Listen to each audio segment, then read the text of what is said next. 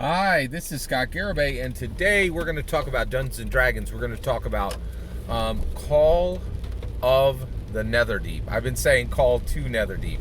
It's Call of the Netherdeep, the great new Dungeons and Dragons, Critical Role, traditional hardback, the best of Dungeons and Dragons content, the main mover, right?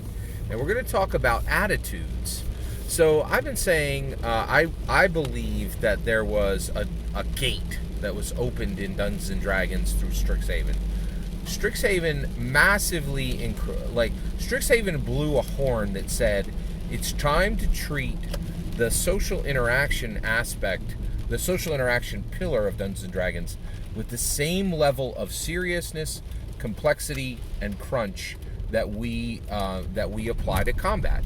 And the reason why is it's 2022, and we realize that as human beings, social interaction is just as important as combat. Dungeons and Dragons isn't just combat, it's a third combat. That's the right amount, right? It's literally the minority of Dungeons and Dragons, but the rules have been treating it like the majority, right? So one of the things I really like about Call to Netherdeep is they have this rival adventuring team.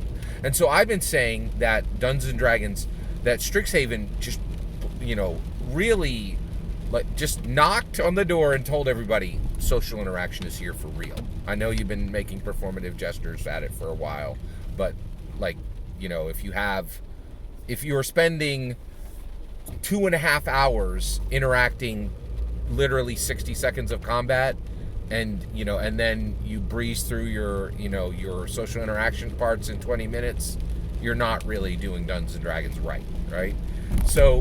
So basically, and Strixhaven really massively increased social interaction. That is now continuing in Call to Netherdeep, and it's specifically continuing in the use of attitudes. Attitudes is sitting right there in the DMG, right? It's been there for a while, right? And it is, what is non-player characters' attitudes? What is the relationship? What is the relationship between a player character and a non-player character, right? Now, in Call to Netherdeep, written by the brilliant Matthew Mercer, or actually, yeah, that's a good question. Is Call of the Netherdeep written by Matthew Mercer? I'm not positive about that. It's got his name in there, right? But increasingly, there were definitely multiple writers on this. He either signed off on it or he wrote on it, but this is Matthew Mercer's baby, right? This is like his real legacy, as far as like, this is the real deal. This is the Dungeons and Dragons, traditional hardback. This is the most important thing in tabletop role-playing games. Nothing even comes close, right? There are people who have written literally 10 books in their own tabletop role-playing game who have less swag and are known less than people who have a byline in one D&D book. Like, that's where we're at, right? So these attitudes are in there, and these are, what is the relationship of a player character to a non-player character? And there are 3 states. There is hostile. The non-player character is hostile to the player character. Indifferent. It means they're not, let me do the last one. Friendly, right? So the non-player character is friendly to the player character, right? And this is a big one, right? And then in the middle is, if you're not hostile, if you're not friendly, you're indifferent, right? And I think the important part here is this is used a lot, right? So in Call of the Netherdeep.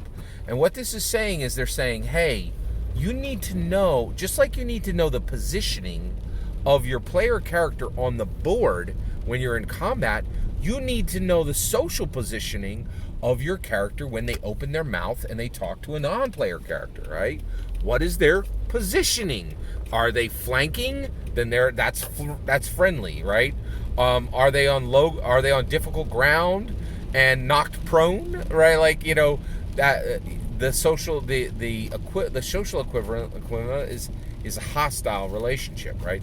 And so one of the things I can see coming out right now, right, is a very distinct, useful new sheet that just lists non-player characters and gives players the ability to track the current attitude of those non-player characters to the player character. It's really important.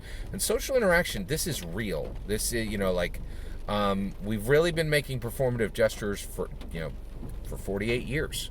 And the social interaction is really starting to come into its own and hitting its stride right now in Dungeons and Dragons.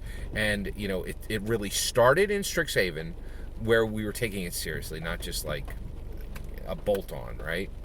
And it's very much being carried forward in Call of the Netherdeep. It's all about social interaction with these rival adventurers, and it's really incredible. And I'm super psyched to see this. And I'm just so excited to see Dungeons and Dragons moving into this new era where we're going, just like we used to have Dungeons and Dragons experts on medieval swords, we're going to have Dungeons and Dragons experts on persuasion. Like people who are literally learning how to talk and interact with human beings better because it will make their Dungeons and Dragons better. Right? Like that it's mind-blowing, and we're there.